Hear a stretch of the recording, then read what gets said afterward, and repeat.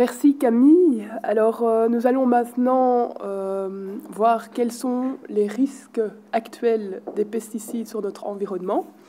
Et donc je vais donner la parole à Bruno Schiffers, professeur honoraire de la faculté d'agronomie de l'Université de Liège. Ok. Voilà, l'heure est venue de parler de choses un peu moins agréables par rapport à ce qu'on vient de voir et essayer de faire un bilan, un état des lieux de l'environnement en un quart d'heure, en 10 minutes, un quart d'heure. C'est un peu une gageure, donc ce que je vais faire, c'est mettre la focale sur quelques éléments qui sont importants. On pourrait se demander pourquoi il faut encore faire un exposé montrant les risques des pesticides pour l'environnement ou même pour la santé. Hein. Mais ce que je constate, c'est qu'on est quand même au niveau du public et au niveau de la profession, au niveau des décideurs aussi, on est encore beaucoup dans le déni. Bien sûr, la réglementation a fait en sorte qu'on puisse limiter ces dégâts sur l'environnement, mais force est de constater, année après année, avec le retrait par exemple des molécules, que les mesures qu'on appelle préventives, comme par exemple l'évaluation des risques avant l'autorisation, je terminerai par là d'ailleurs, ces mesures ne sont manifestement pas suffisantes pour réduire significativement les risques sur l'environnement. Dia. Alors, quand on applique les pesticides, j'espère que la dia est suffisamment claire, quand on applique les pesticides, et cela de manière répétée dans l'environnement, le plus souvent chez nous, au moyen de la technique dite de pulvérisation par rampe de Buse, on envoie dans l'air et sur les plantes et au niveau du sol un certain volume de bouillie, c'est-à-dire de l'eau avec un mélange de formulation de pesticides. Et ces toxiques ne vont pas rester en place. Il va y avoir un transfert, tout d'abord au niveau du sol, bien entendu, avec une infiltration et un transfert à travers le profil de sol vers les nappes phréatiques, un transfert par le drainage vers aussi les fossés, les masses d'eau. Et puis on va avoir après l'application différents phénomènes de revolatilisation qui font que les pesticides peuvent être entraînés à de très grandes distances par le vent. Et pendant l'application, évidemment, la préoccupation principale, c'est d'éviter ce qu'on appelle la dérive, c'est-à-dire la quantité de bouillie qui n'arrive pas sur la plante, mais qui est entraînée par le vent et qui va aboutir soit dans le champ du voisin, soit ce qui est encore plus désagréable, dans les jardins des habitations voisines. Et évidemment, on a prévu pour ça une série de dispositifs pour empêcher ou limiter au maximum cette dérive, mais nous verrons, ce n'est pas nécessairement gagné à l'heure actuelle. Voilà. Et donc, on va avoir différents effets de ces pesticides. Je ne sais pas si on voit ici. Au niveau des sols, etc. Bon, c'est pas grave. On peut passer, puisqu'on va les passer en revue un par un. Voilà. Alors, les effets des pesticides sur l'environnement, ça commence déjà au niveau de la fabrication et du transport. On a un peu tendance à l'oublier, mais ce sont des produits pour la plupart issus de la synthèse et du pétrole. Même si maintenant, on voit évidemment apparaître ce qu'on appelle les biopesticides, j'aime pas trop ce terme-là, qui d'ailleurs n'existe pas au niveau de la réglementation, c'est-à-dire des extraits de substances naturelles, etc. Mais la fabrication des pesticides nécessite déjà l'utilisation de pétrole et le rejet donc, de CO2. Donc le bilan carbone n'est déjà pas très favorable au niveau de la fabrication. Ensuite, on va avoir, du fait de leur activité biologique, forcément des atteintes à la biodiversité, puisqu'on a des fongicides qui s'en prennent aux champignons, notamment aux champignons du sol. On va avoir des insecticides qui vont avoir des effets sur les insectes ravageurs, mais aussi sur les insectes utiles. Ils ne sont pas tous sélectifs, malheureusement, de ce qu'on appelle les auxiliaires. Et puis, ces molécules vont interagir avec les êtres vivants, se bioconcentrer, nous allons voir des exemples, notamment au niveau des vers de terre, et s'accumuler dans la chaîne alimentaire. Enfin, comme on pulvérise en extérieur la plupart du temps, on a aussi une pollution de l'air, et on va avoir un transfert dans l'air avec la présence donc, de pesticides dans l'air que nous respirons, chacun d'entre nous, et jusqu'à y compris des dépôts qui se font soit dans les habitations, comme Canopea l'a montré par exemple dans une étude, soit des dépôts, je vous montrerai des exemples, dans les salles de classe où nos enfants étudient, et enfin évidemment la pollution des sols et la pollution de l'eau, jusqu'à évidemment contaminer les consommateurs que nous sommes tous. Donc sur ces deux points, je passerai un peu plus de temps. Oui. Alors, les effets des pesticides sur l'environnement, c'est pourtant décrit de longue date. Hein, je ne citerai que Rachel Carson, 1962, avec son livre Silent Spring, donc le printemps silencieux, où déjà elle dénonce les effets des pesticides sur l'environnement.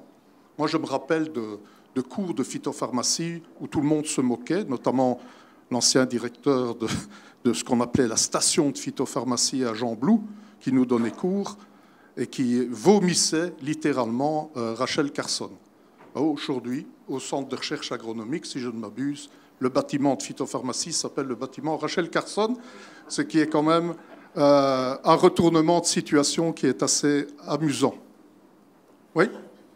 Et donc voilà, la pollution des sols, c'est quelque chose dont on parle assez peu. On parle beaucoup de l'eau, on parle un peu de l'air, on parle de la santé, mais le sol, qui contient la plus grande partie de la biomasse, est évidemment quelque chose de super intéressant à observer, parce que les pesticides vont jouer différents rôles. Ils vont se fixer à la matière organique, ils vont se dégrader en partie, parfois en molécules, nous l'avons vu pour les PFAS, en molécules qui peuvent être, ou en dérivés qui peuvent être encore plus toxiques que la molécule de départ.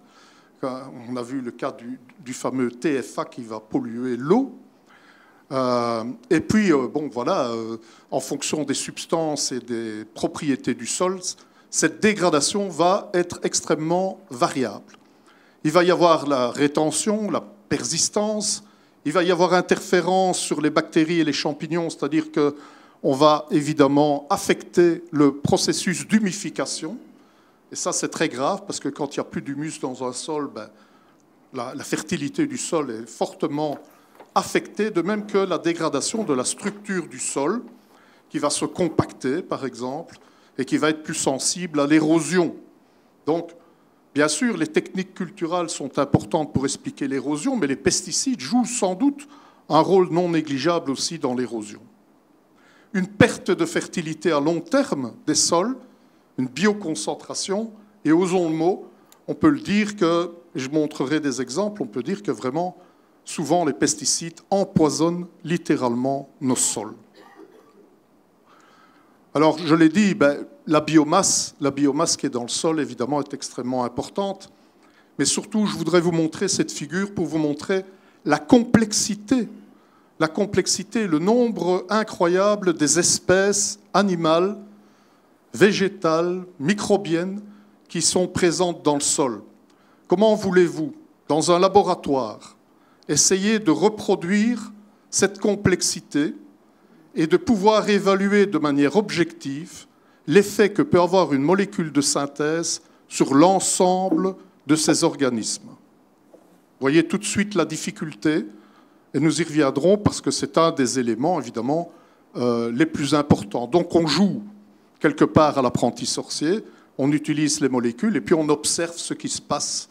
Ah tiens, il y a une réduction des carabes, ah tiens, les colamboles disparaissent, ah, certains nématodes sont affectés, etc., etc.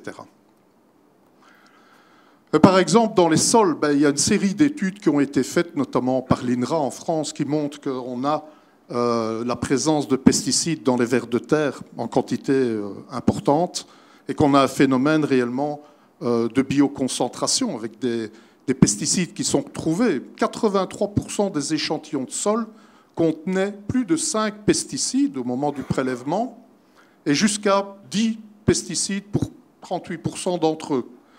Alors, ce qui veut dire que les vers de terre qui vivent dans ces sols-là, ils vont accumulé, hein, pas tous les pesticides, ça dépend des propriétés évidemment physico-chimiques des molécules, on est bien d'accord, mais on a en tout cas 92% des vers de terre qui présentaient au moins la présence de un pesticide et 34% 5 ou plus. Et donc ça veut dire qu'effectivement, ben, voilà, la présence des pesticides dans les sols contamine absolument les vers de terre. L'empoisonnement des sols, c'est un problème qui n'est pas négligeable. Je vais peut-être avoir plus facile de me mettre de ce côté-ci. Alors, je cite quelques cas. Vous voyez des molécules organochlorées qui ont été interdites chez nous de longue date, comme par exemple l'heptachlore, qui a été retrouvé dans des courgettes bio encore l'année dernière.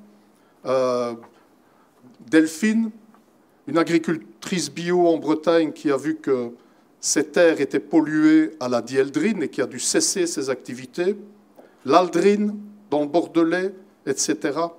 Et donc, évidemment, aussi dans les abeilles, dans les nectars, on retrouve des grandes quantités de pesticides et notamment des organochlorés. Moi-même, dans l'étude ProPulp, j'ai trouvé encore des traces de DDT et ce n'est pas si rare d'en trouver. On a différents types, on a encore du lindane, on a du HCH, on a différents types de molécules qui ne sont plus là depuis 40 ans, mais qu'on retrouve encore de manière rémanente dans les capteurs.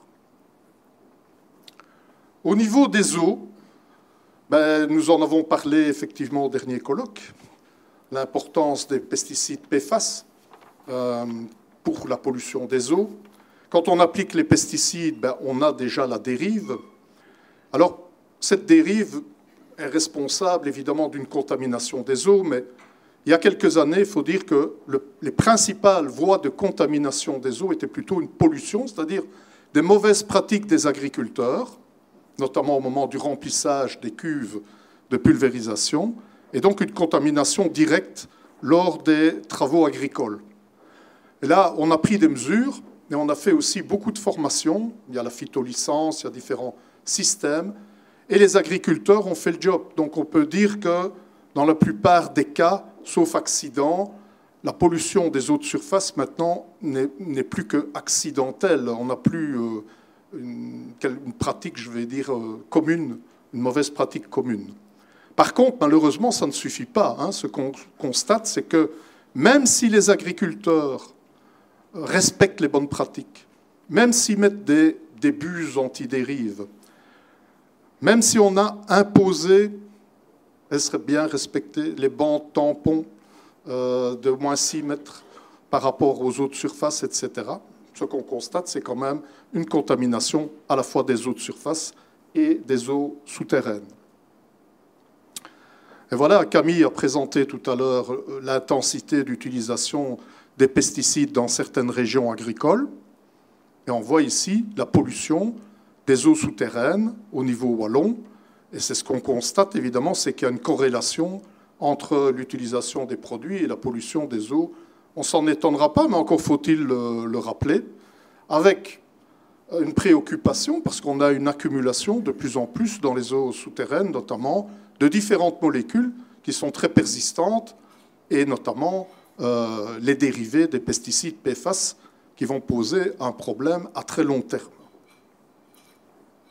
Au niveau de l'air, c'est peut-être un peu moins connu. Bien sûr, on parle beaucoup de la dérive.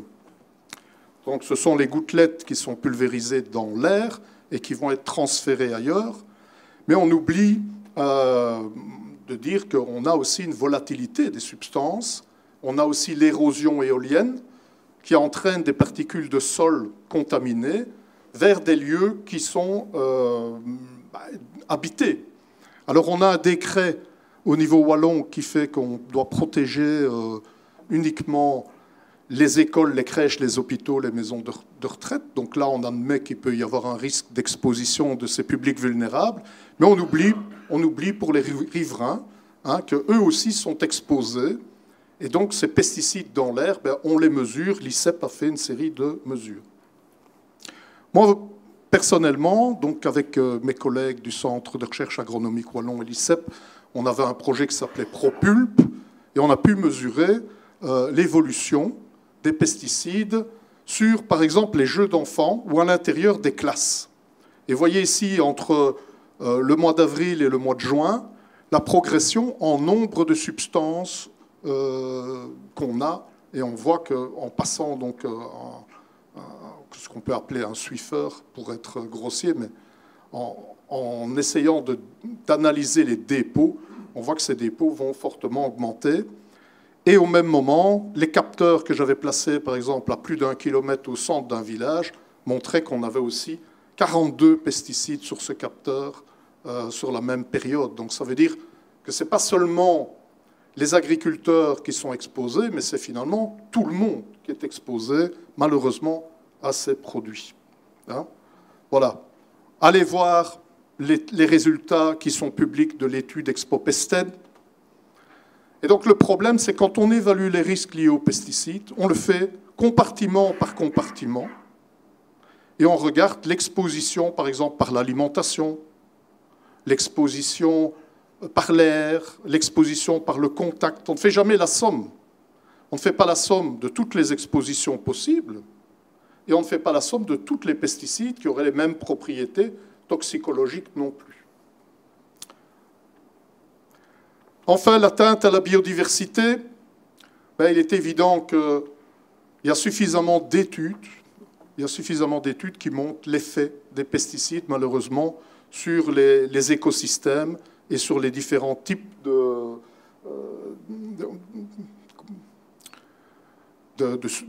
d'organismes qui vivent dans ces écosystèmes. La destruction des habitats, c'est aussi une conséquence indirecte. En fait, comme on a, grâce aux pesticides et notamment aux herbicides, on a pu s'affranchir des limites des parcelles et on a créé des grandes parcelles parce qu'on ne devait plus désherber à la main, l'effet des herbicides est aussi indirect et a un effet sur les habitats. Heureusement, bon, comme l'a dit Camille, on peut revenir en arrière en utilisant, en réinterrogeant ces pratiques. Voilà, alors en conclusion, c'est de se dire qu'il est grand temps, et il y a des études qui le font, de faire la balance entre ce qui est positif pour un secteur, notamment pour le secteur agricole, mais aussi, à la limite, pourquoi pas pour les vendeurs d'intrants, et tous les effets négatifs qui ne payent pas en réalité, mais que le citoyen est amené à payer. D'abord, les aides publiques. Les sommes, le professeur Barret, qui va me succéder, a fait une étude là-dessus et a montré combien de centaines de milliers d'euros, je me demande si ce n'était pas, M. Barret, 5 millions qui étaient consacrés par la région wallonne à la promotion, à l'encadrement, aux publicités sur les pesticides, etc. Et donc, voilà. Il y a aussi, par exemple, le coût au niveau du service public fédéral pour l'homologation des substances. Donc, on pourrait faire tous ces coûts, évidemment, au niveau des aides publiques, et puis les impacts négatifs, évidemment, l'assainissement des eaux, les conséquences pour la santé, notamment les maladies chroniques qu'on voit augmenter, notamment parce qu'on est exposé à des substances exogènes. Et donc, je reviens en disant aussi la conclusion de tout ça, c'est que ce qu'on observe, ces conséquences bien décrites sur l'environnement, c'est quand même la démonstration que les modèles qu'on utilise, les modèles prédictifs qu'on utilise pour voir quels vont être les risques des pesticides sur l'environnement avant la mise sur le marché, hein, nos décideurs ne sont pas complètement fous. Hein, on fait une évaluation avant de donner une autorisation, mais malheureusement, cette évaluation est faite avec, par exemple, des organismes tests qui ne représentent pas la réalité. Prenons le cas des vers de terre. Il y a eu un article très bien fait, publié d'ailleurs par l'EFSA elle-même, qui montrait qu'on utilisait en laboratoire des vers comme Eisenia foetida, qui n'étaient absolument pas un ver de terre qu'on retrouve dans les sols. Alors, on ne fait pas des tests sur les lombrics, c'est beaucoup trop difficile à élever. Et donc ça ne représente pas la réalité. Et par conséquent, cette évaluation est totalement insuffisante, mais on peut se poser la question, est-ce qu'elle est seulement réellement possible, hein? Et donc à ce moment-là, évidemment, l'évaluation ne répond plus à l'objectif de la réglementation, qui est de pouvoir prédire si on a maintenant un risque qui est acceptable, oui ou non, Et donc, on n'est plus en mesure, réellement, on n'est pas en capacité réellement de décider si c'est acceptable ou pas acceptable. Et donc, je dirais que quelque part, et je conclus là-dessus, hein, je ne vais pas lire tout le slides, mais on peut dire que l'usage des produits phytosanitaires bafoue les principes de droit. Nous sommes normalement censés vivre dans un environnement salubre et manifestement, hélas, ce n'est pas le cas. Voilà, merci.